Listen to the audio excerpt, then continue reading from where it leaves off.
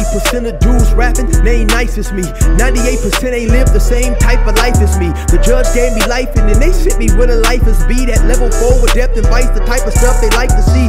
Two choices, fight or flee. I refuse to die a chump. I never been a mark, but damn, it's scary when that riot jump. I seen dudes cry, get pumped, and some sexually brutalized. Knew a dude who lost his life and he was only doing 5 year-long racial fights when homie all you do is ride. Lonely days and nights up in a hole causing suicide. From the moment you arrive, you see the Mexican mafia, AB skinheads with big giant swastikas, pro-black philosophers, the BGF, the Kumi, and Muslims who will murk you from the nation to the Sunni. That MS was loony, quick to ride up on they rival. Even Christians went to church, hide knives up in they Bible. Political and tribal, the Crips and Damus, the Long Beach, the Hubs and the Dubs and the Grooves, the IE, the Bakersfield, the Dago Pyrus, the hustlers quick to roll, the gangsters don't move. Whatever click you choose, you better say what's cracking, YouTube.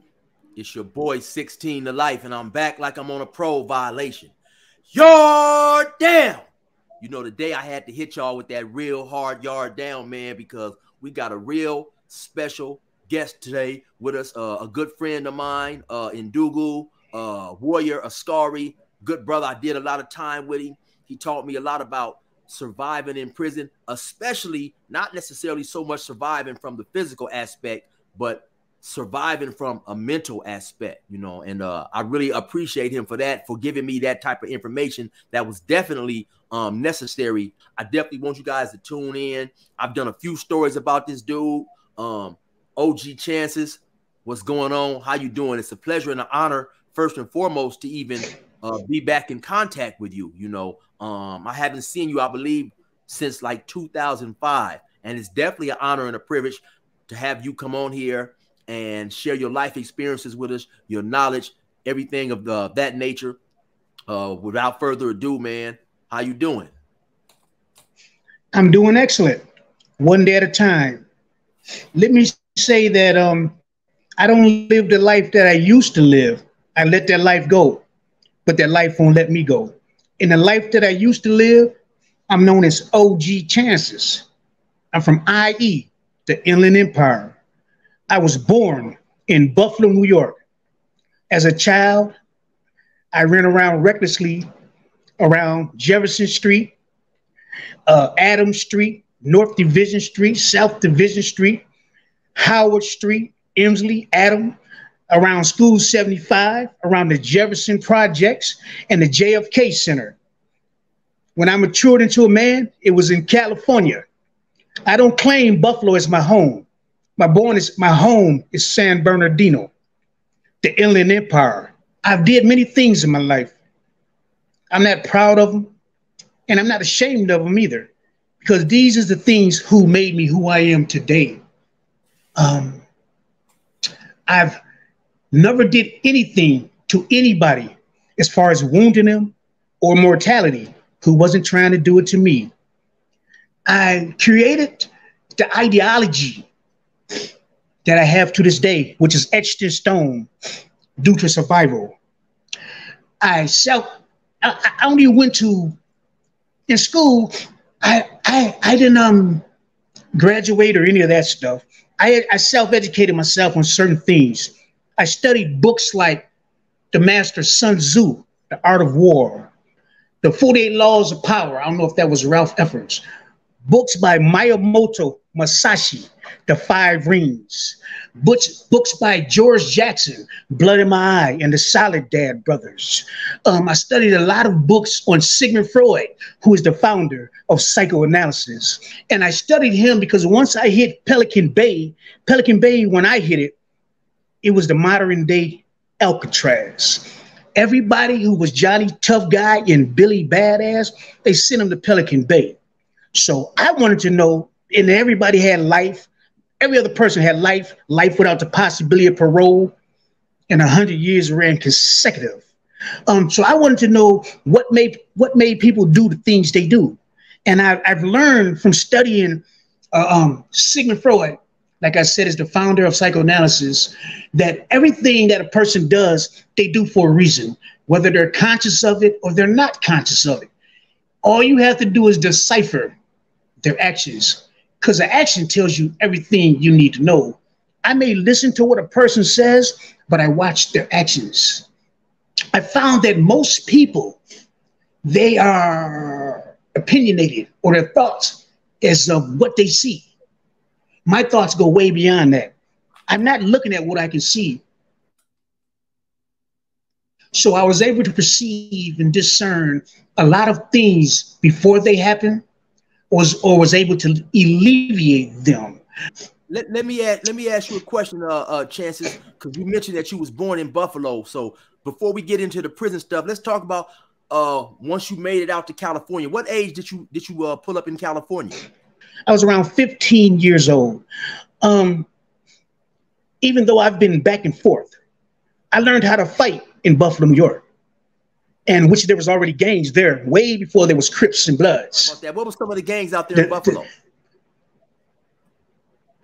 The gangs in Buffalo, you had the Pythons, you had the Mad Dogs, you had the Matadors, you had the Fillmore Alley Turks. You had gangs like this, and they were notorious. Due to the Black Panthers coming, I think around the time that I left, and enlighten them, embrace their awareness about blacks killing blacks, they all lined up down Jefferson Street and they burned their jackets. But anyway, so now, you know, when I was a boy, I did the things that boys did. As a boy, I talked like a boy, I played like a boy, and my thoughts was like a boy. When I matured into a man, I put them childish things away. I matured into a man in California. Now, I noticed that even though the word Inland Empire existed, there was no umbrella. Because each hood, the Bloods and the Crips, the only thing they claimed was their hood. And when they went to prison, even though they would say they're from San Bernardino, they didn't claim IE. I was one of the founders as far as the umbrella goes, the umbrella. Everybody falling up under the same umbrella because the enemy of my enemy is my friend. So now with these different hoods, these different cadres coming together, because and bringing to their awareness that together we stand strong, divided, you already know. So look, let me ask you a question. You mentioned that you was one of the founders of the umbrella. Who were some other reputable, mentionable names who helped put the Inland Empire umbrella into place? One of the main ones in prison, one of the main ones was Sandman. May you rest in peace. Now, remember, I'm 63 years old. I first went to prison in the late 70s or the 80s. So they was not claiming IE. You know what I mean? They was not claiming IE. They was claiming San Bernardino, their set. And as each individual cadre hit the, even when they was claiming the same set, they really wasn't sticking together, man. And they were prey. They were prey. And I've learned that anytime you're being hunted, you don't run. What you do, you hunt them. Just like with a knife fight in prison. Everybody I know that runs from a knife end up getting stabbed because they're too busy trying to get away. When somebody pulls a knife out on you, you attack that knife. You let them feel you that you're not the prey. They're the prey. Oh, Niccolo Machiavelli in his Prince, I'm going to use my words. He said that when you throw a meeting with a pack of wolves, you don't come like a barbecue chicken dinner with secret sauce on it. You come like King Wolf and look at them like they barbecue dinners with secret sauce on it. And you have this thing, let me think of this word because, you know, you have to bear with me. Let me think of this word. You have, what's the word? Oh, deterrence. You have this thing called deterrence. For example, the deterrent is, let's take the free world.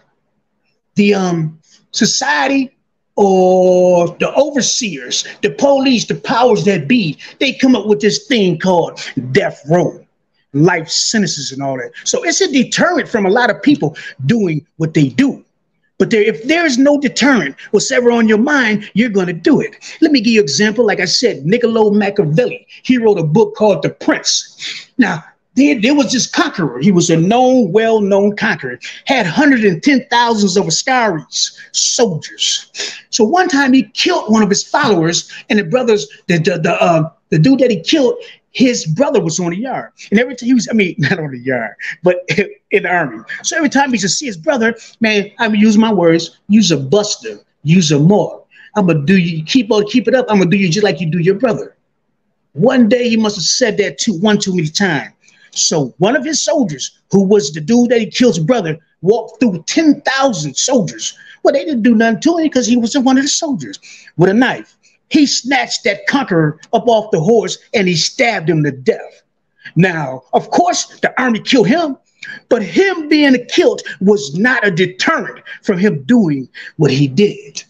Okay, he who does not fear death by 1,000 cuts dares to unseat the emperor. And what that means is the Chinese emperors, they had a death that was horrendous and so painful, I can't even describe it. They used to hang somebody who peeked over the gun line, boss, who crossed the line, hang them upside down and cut them 1,000 deaths. It was so horrendous that people used to fear that. You know what I mean? But if you did not fear that, you can unseat the emperor. You said you began going to prison in '79. Can you describe the atmosphere, the politics, as far as with the brothers, with the Hispanics and everything? What was that like back then? And what was the first prison that you got sent to? Okay, it was like this here. There was weights there in which they end up taking the weights. There was tobacco. You could get tobacco sent in your package. If you didn't have no money in your books, they would give you a pack of tobacco, even though it was like tree bark and some of it had ladybugs in it. And the politics is like this, in which I don't know how it is now. The blacks, the whites, and the Mexicans, the races didn't mix. Even though the whites and the Mexicans, they were allies, and the Southern Mexicans. And the blacks and the norteños became allies. We had our own tables.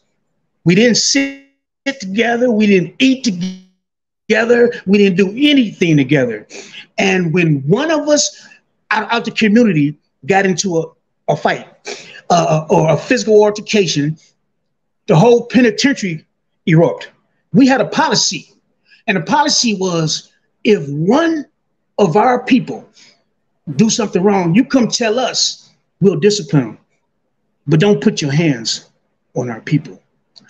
George Jackson, who was one of the founders of the BGF, which is the Black Guerrilla Family, he incorporated Kiswahili. Because when we go to the shoe, the hole, and we try to communicate, they would understand us. And the Mexicans, they could talk in Spanish, and we didn't understand them. And when we shoot a kite, which is a little letter on a fishing line up under the door down to the next cell, it would be intercepted. So he created Kiswahili, where we could talk over the tier and then, and pass our message. Then they started getting Swahili dictionaries, and so did the police, so they could understand us. So we speak a bastard language of Kiswahili, in which there's hundreds of dialects, so that we could talk past them. We could use words and they didn't know what we was talking about. Kiswahili was created. Go ahead. Would you just want to say something, Chill? I was going to ask you, do you still remember a little Swahili? I'm fluent in Swahili. I'm fluent. Even those. Go ahead. I'm sure the people would be interested in hearing you say a little something. Give us a little something. Okay, I'll say this. In Jama Asabui, Angu, Mwezi, Indugus, Na, Dadas. Good morning, brothers and sisters. And me being from the IE, and I had my own cadre. And when I say me, it was a bunch of other soldiers.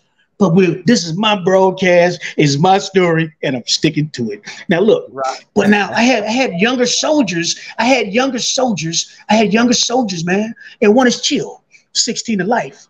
who was a young soldier. He was a gunner, man. He was very intelligent. And when I first met him, you know, he used to look at me. I'm quite sure he knew who I was. As me doing my reconnaissance, as I did my reconnaissance on every brother and everybody that touched the yard, I found that where he was from, he's one of them. He's from Banning, i.e. And he's one of the ones that put it on the map. And, you know, he's always been level-headed and not in a rush to do nothing. And, you know, I used to look at him. He comes to the meeting. He's with the business. So I said, you know, I'm looking at this younger brother. But his thing, this is what made me think that I was like, when it came to military aspects, that I was a step ahead of him. And this is the only reason why. Nothing else. Because Chill's thing was, if he had a problem with somebody, he'd give him a head-up fight. He'd squabble with him. He'd give him a head-up fight. In other words, he would go in a cell and fight somebody. So that's giving somebody an equal opportunity, excuse my language, to whoop your ass, to slam you on the ground, to bam your head up against the locker. This dude was going in there to fight you, to do bad things to you. So why are you going to give him an equal opportunity? Here, now you get a dude who's 6'7". He weighed damn near 300 pounds. He got 24-inch arms. And he is whatever his pretense is, you know, his justification, he tell you, nigga, I want a head up fade. You letting your pride get in the way, because pride leads to destruction. You go up in the cell with him. He do bad things to you. That was your fault. Miyamoto Musashi and Sun Tzu, and also Mao Zedong said, anytime a soldier, a warrior, a man, an M2, a man loses a fight, it's his fault, because he didn't do what it takes to win. Now, all this stuff I'm telling you is my ideology. Instead of you saying, man, no, man, I'm cool, man. Hey, man, I ain't go up in that cell. Hey, everybody gonna look at you like you's a buster, right? Like you's a coward. But wait till he get you an equalizer, wait till he turn it back and knock all the moisture out of his head. You hit him so hard, the moisture that was in his head is on the wall. You can see his head print. I got short-term and long-term memory loss because I've been hit upside the head. Oh, and also let me say that the majority, when it comes to physical altercations, I won some and I lost some. And the majority of fights that were when I was younger, the majority, not all of them, it was in Buffalo. Because one would tell you, a dude from Buffalo, they could fight. That's one thing they could do. But go ahead, Chill. Go ahead. But no, so you was expounding on your analogy of how my willing to give somebody a head of fade was a detriment in prison if you happen to run across someone who was willing to take your life. You know, because I'm looking at Chill, man. I like him, man. You understand what I'm saying? And really admired him, man, as a soldier, man.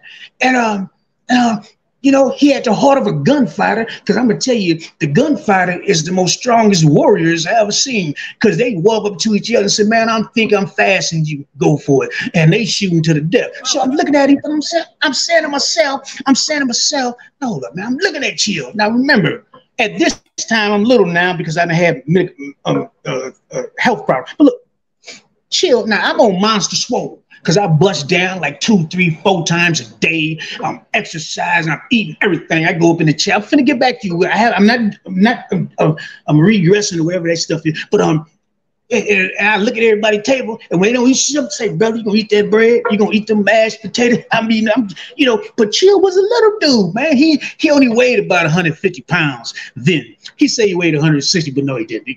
I know. He was 150 pounds. Because one thing about prison, man, you size people up. Because the majority of the time, we don't even take our shirts out. When they had weights, I be buffing with dudes, and this dude hitting 400, 500 pounds on the bench.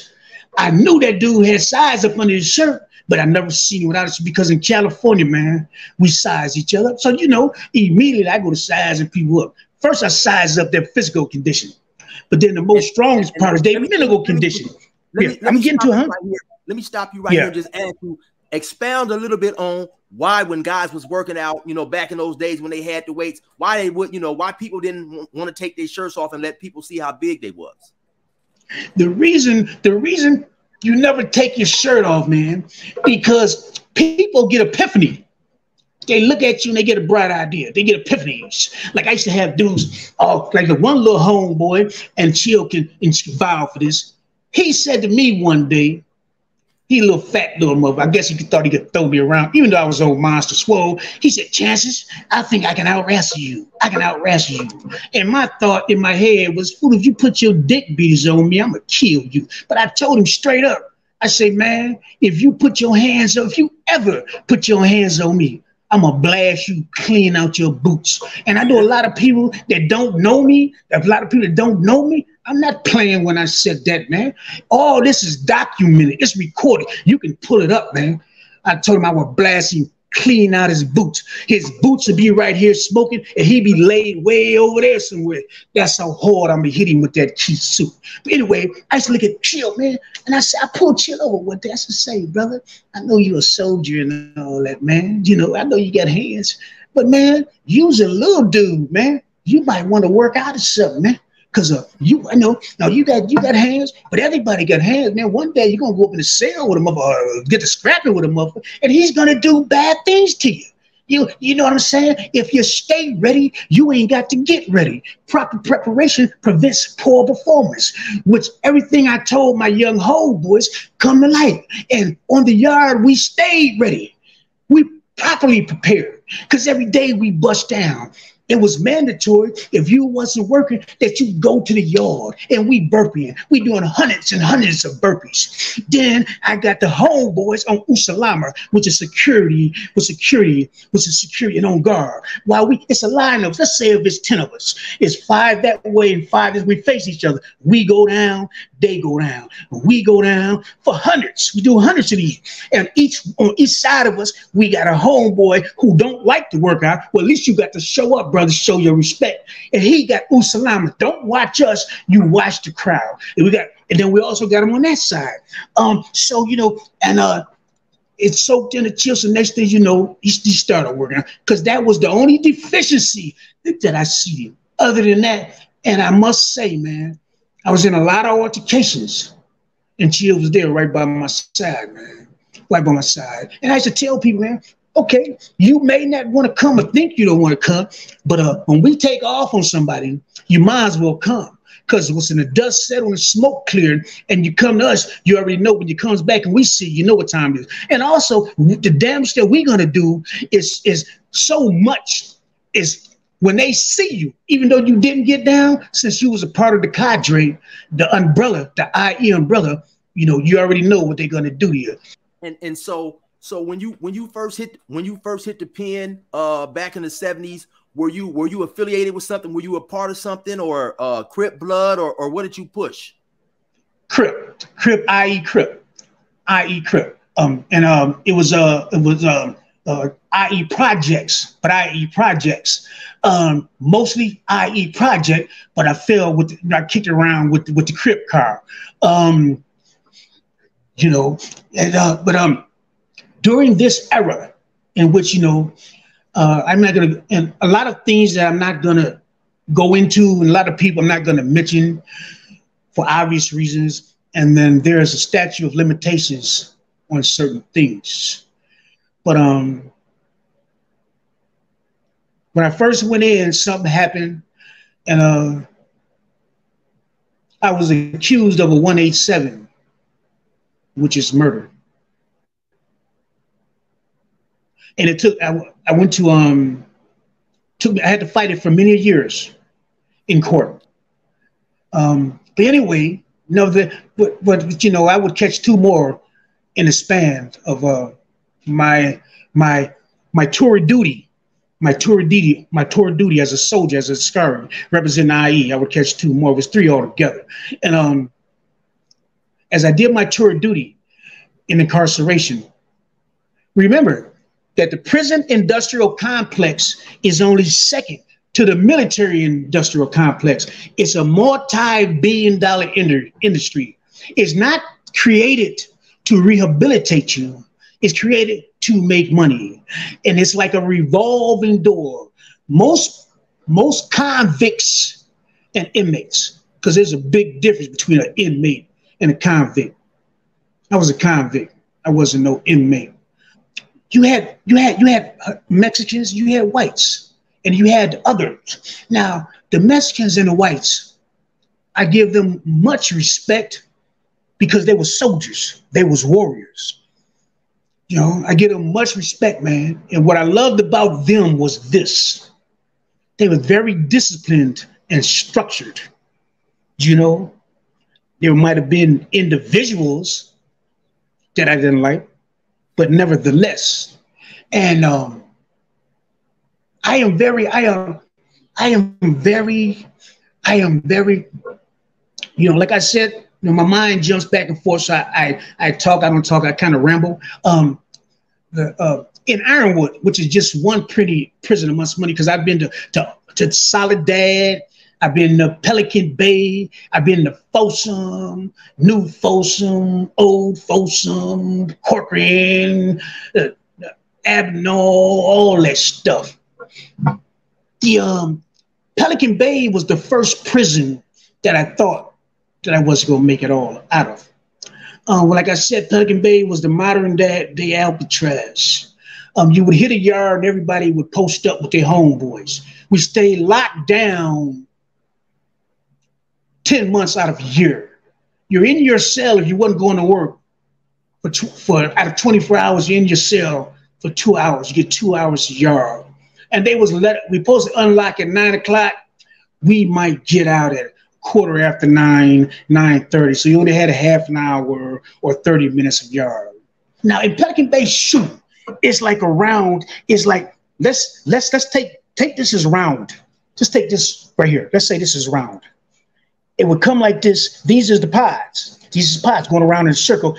This is the tower in the middle of the pods.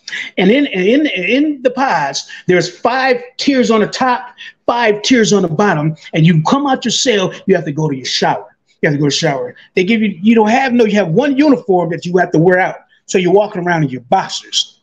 You have maybe 15 minutes, I think, maybe 10 minutes to shower, shave, wash, and everything you got to do. I learned how to do all that stuff in less than that. So I get there, man, about 2 days go by, 3 days go, a tier attendant go by. You know, he's Mexican, he's Southern Mexicans. He say Holmes, say Holmes, say Vato, or however they say Holmes. You need anything? I said, no, man, I don't need nothing. He said, man, if you need anything, Holmes, just let me know. You got that, man. If you need anything passed, just let me know. You got that, Holmes. He said, when we all get different packages, you know, we share it with the whole tier. You got that, Holmes. He said, but I'm going to tell you something right now, Holmes. If these doors pop, I'm going to kill you. This is what he told me, man. The Hispanic dude, the Southern Mexican, he comes to you, he talks to you extremely respectful. He told you that if you need something, I'm going to help you. Up in here, the politics to a certain degree has been put to the side. You know, when people get packages, regardless of the race, we share all these items with each other. But if these doors pop, the war is still on, and I'm going to kill you. Yeah. He gave it to you raw like that, huh? Raw like that.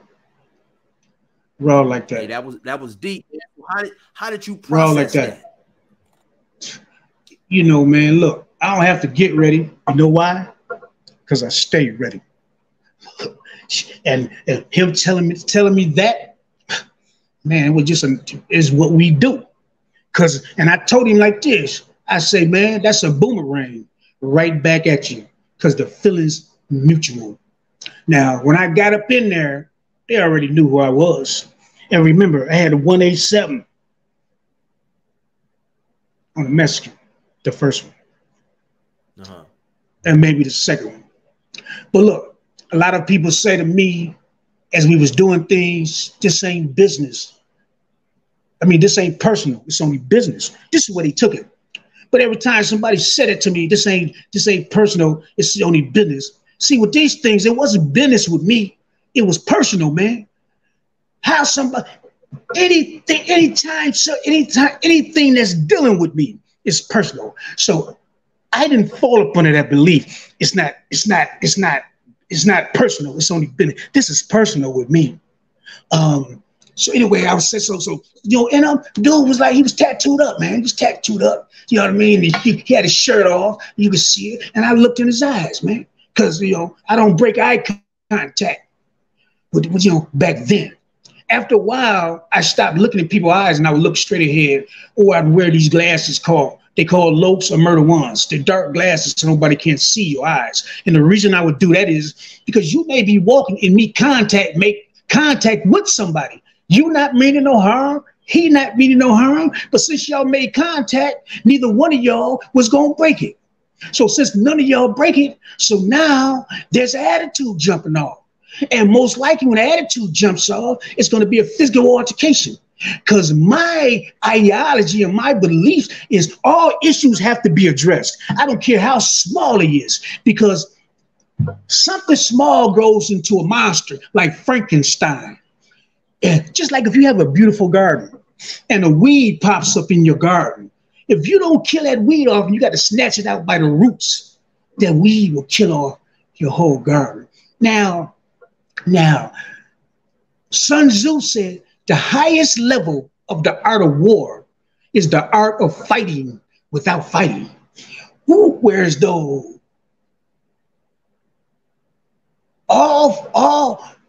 When you get into it with somebody, it don't have to end in a physical altercation.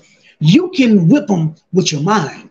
And if you do, if it leads to physical altercation, you just doing the cleanup work. Like I said, that was my Bible. That was my religion, the art of war. The 48 Laws of Power, I think it was Ralph Epers. No, it was some Green. So, but anyway, Robert Greene. Robert Greene. Ralph Epers' work. But anyway, so the 48 Laws of Power, I know it front and back.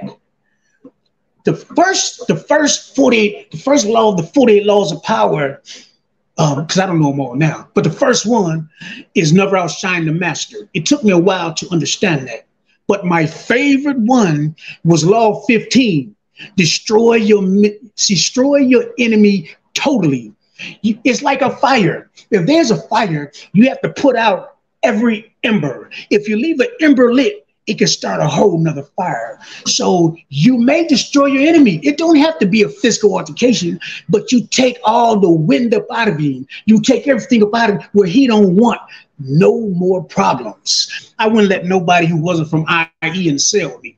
And I would tell them when they hit the door, when they hit my gate, man, I'm coming here, man. Where you from? I would hit them up. Where you from? What set you claiming, fool? They tell me, and I said, man, don't bring your ass up in here, man. Now, some of them would try to play badass Johnny Tough Guy and cover myself, and I would do bad things to him. Now, remember, I don't give no head or face. So when they come in there, you have to come in there cuffed. Then you turn around and you stick your hand through this little shelf in the back. So when they come in there and they handcuff, I would let them step in and I would step in front of them, right? I would, So look, so this is what I would do, right? So, because some of them I might look at, okay, I probably could whip them. Some of them I probably could whip. But shoot, I'm not doing no head or face, no way, right? So when I come in there, okay, you're supposed to stick your hand back, stick it to the cuff. When they come in there, they already cuffed. I'm not cuffed. Sometimes they would cuff me and tell me to step to the back of the cell. But the minute they step in the door, I would step to the front of the cell in front of them and stick my hand through the slot. And when I stick my hand through the slot, I would come about the slot and I would do bad things to him. I'm doing bad things to him, man. Let me pause you right there. Chances, and explain to everybody. So when you're in the hole, there's never a time you'll leave your cell if you're not handcuffed. You know, even if your cellie goes to the medical, before they even can let your cellie back in, you have to cuff up as well for security purposes, for the safety of the officer. So what you were saying is that before they would uncuff your cellie, you would have to go over there and get cuffed, and you would basically attack your cellie, right? This is what I'm saying. First of all, if you wasn't from IE, you couldn't come in my cell. Bottom line on you. And if you was an idiot and did come in my cell, I would end up doing bad things to you. The majority of the time I caught them when they first come up in my cell. Sometimes they would handcuff me and tell me to walk to the back of the cell. Sometimes they didn't handcuff me and would let the fool up in there. But it doesn't matter which way they did it. My handcuffs would be off I would put myself in a position. Okay, let's say that one came in. Okay, bam, and he got his cuffs off before me. So we up in there. You can feel the tension all in the air. And I couldn't do this in the shoe, but on the main line, I just have knives all over myself. But anyway, and let's say, okay, they call him out in the morning, which I know they're gonna do because he got to go to the program office. The minute they put them cuffs on his hand, I'm on my cell. I done gotta give a 2-piece dinner, chicken dinner with no fries and none of that, right? So he landed on the ground. I'm stumping him. I'm bamming his head. I'm doing bad things to him, whereas though they spraying mace, they spraying tear gas, and the tear gas they had back then, they look like fire extinguishers. You know what a fire extinguisher is? Them big old red canisters, and they got this big old tube on the thing, and they spray the mace up. And they leave me where my eyes is burning. I got snot coming off my nose. My skin is burning. And then they come in there and they start beating me with the batons. And then they would hog tie me. They'd handcuff my teeth. And then now look, at the same time, they got their knees on my neck. They got their foot on my neck. They talking shit to me. They beat me up. So they would handcuff my hands behind my back. They'll take my back legs as I'm laying down to the ground. They handcuff my back legs and they handcuff to my hand. So I'm literally like this. And I'm like this hog tie. And they would throw me out the cell, right? But I would do it every time. And I have my reasons. A lot of people thought I was set tripping because I wouldn't let nobody in the cell. Maybe I was set tripping.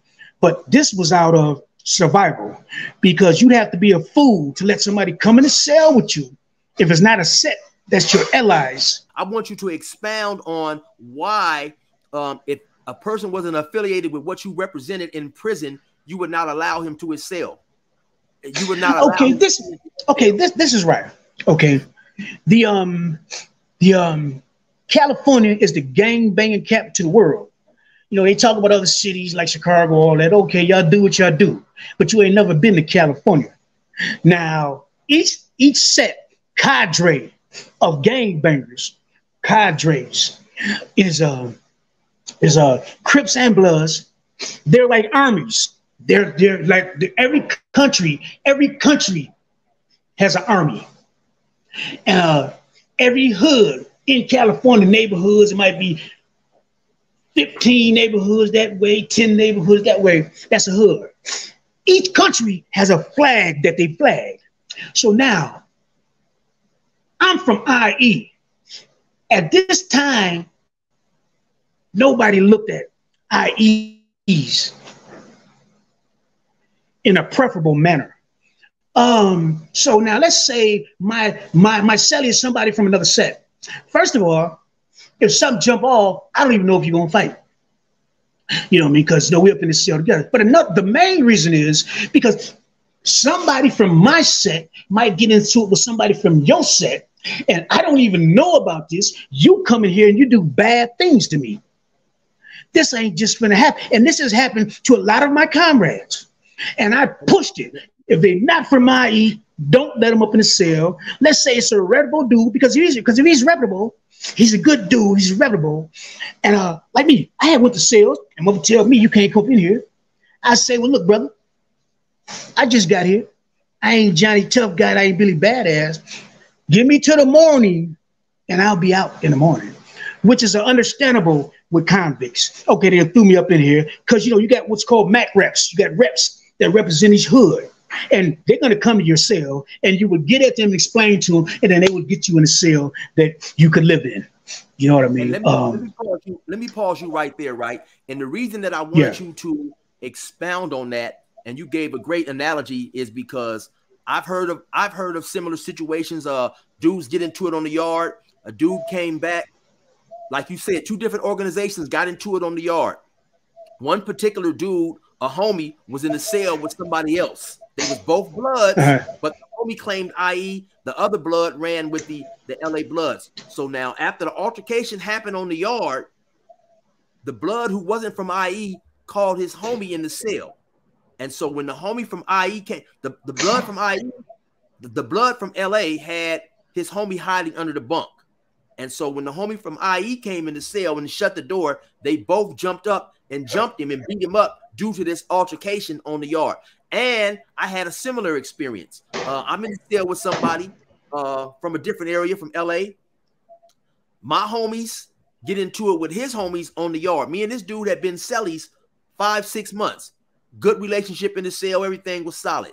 We get into it on the yard. A fight breaks out, and I was already fighting 2 dudes, and then my cellie ran over there and jumped in, of course, and helped his homeboys. So a lot of people may see what you're saying as being scary, as a buster move, as being doing march stuff, but they don't understand that survival is first and foremost when you're in prison. Say that dude hadn't rushed me on the yard. Say we had got away and went up in the cell. He could have possibly came up in there. Now, I'm cool. I'm not tripping with getting into it with him. But his mindset may have not been the same. So I'm in there laying down, chilling. He may have been upset, jump up, stab me, and kill me. But I don't think a lot, and that's one thing that you embedded into the forefront of my mind. You used to say all the time, chill. I only got one life. I don't play with my life. And so if another person is thinking along the lines of killing you, and you are not prepared for that mentally and physically, it could be the end of your life. Which is true, man. And you know, when I think about what you said, you know, and then what pops in my mind is that was your fault. That was your fault because you allowed to come in. But life, our experiences, life experiences is a higher school of learning. And who don't learn from their mistakes is doomed to repeat it. Before that, you know, I had heard of certain people who would only be in the cell with their homies, right? But like you said, yeah, until you experience a negative experience, sometimes it's hard to comprehend fully as one should and relate to that. And like I said, one thing about you, man, you made me, you really helped me step up my mental game in prison. You made me see things in a more clearer, realistic light, you know, because like you said, you can have 100 fades. You know, you used to say this all the time. You said, chill, you know, you can go in the cell 99 times and you can win every single fight.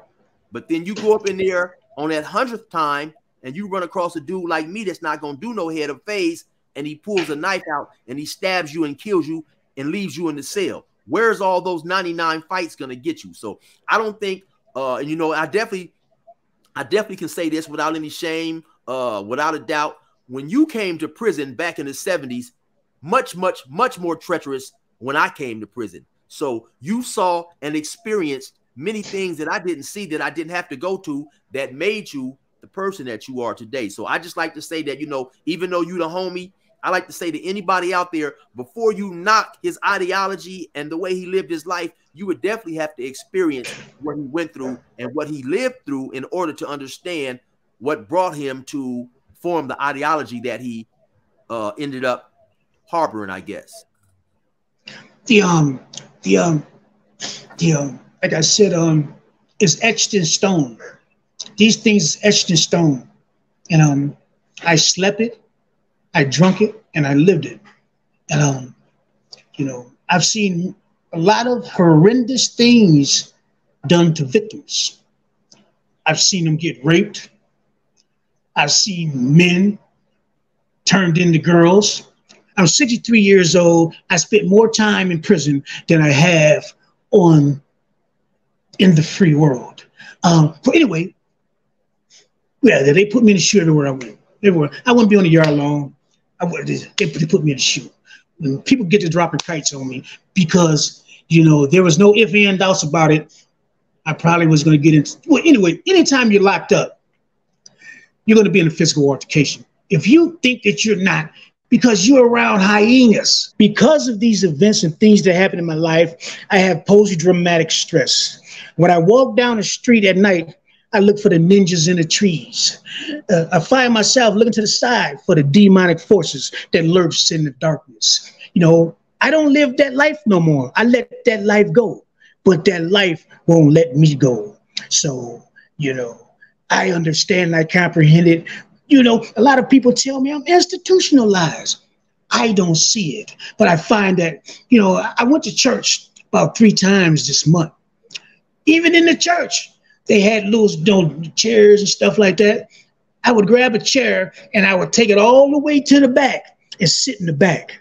They said, you don't have to sit that fast. No, I feel more comfortable. I couldn't sit up front with people behind my back. I find that I have triggers.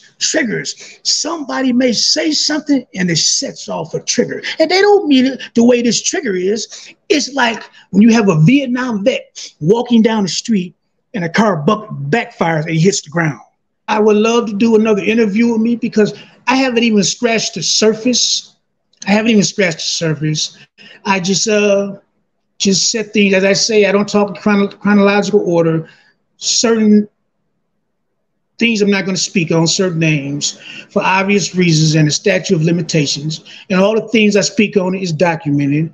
I haven't even scratched the surface of things that's on my mind, you know, but I would love to come back. We'll see how the people that follow your podcast, if they respond to it. If they respond to it, and you know, I will. If they don't, then I won't. I remember when we were in Ironwood and we would go to chow, like you said, you would never walk. You would, once we got in the chow hall, you wouldn't walk straight. You'd get up against the wall.